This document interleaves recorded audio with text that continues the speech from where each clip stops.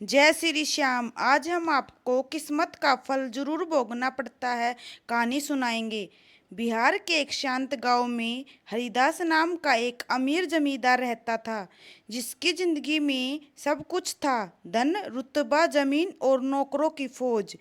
लेकिन उसके दिल में गरीबों के लिए जरा भी दया न थी।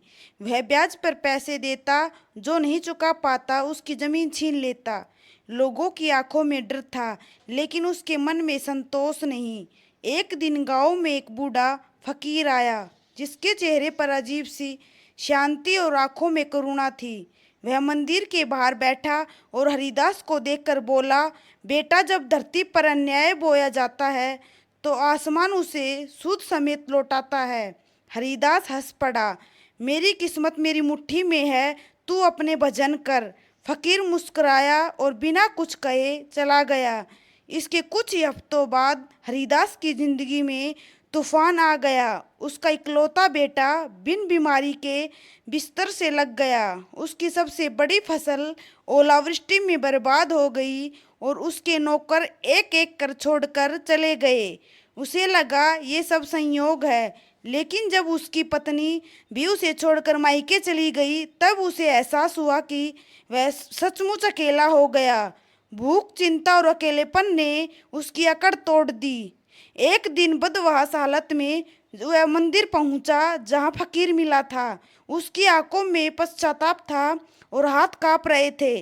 वह फूट फूट कर रो पड़ा, मुझसे बहुत गलतियां हुई हैं, अब मैं क्या करूं। तभी मंदिर में धीमे धीमे घंटियां बजी और फकीर फिर प्रकट हुआ।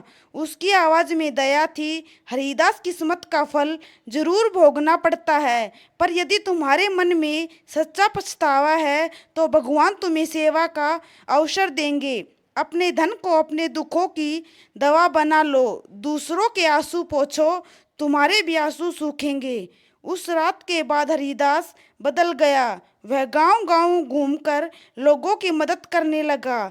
किसी के घर छप्पर डलवाया, किसी की बेटी की शादी करवाई, किसी बच्चे की पढ़ाई का खर्च उठाया।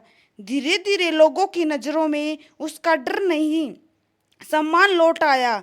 सालों बाद जब वह वृद्ध हो गया तो गांव के बच्चे उसे दादाजी कहकर पुकारते थे और उसकी गोद में बैठकर कहानियां सुनते थे। किसी ने एक दिन पूछा, दादाजी, क्या भगवान ने आपको माफ कर दिया? हरिदास मुस्कुराया, भगवान तो बहुत दयालु है बेटा, हाँ, बस हमें उसके जैसे बनने की कोशिश करनी चाहिए। और यूं एक जालिम जमींदार ने सेवा का पश्चाताप की राह पर चलकर अपनी किस्मत का फल मीठा बना लिया।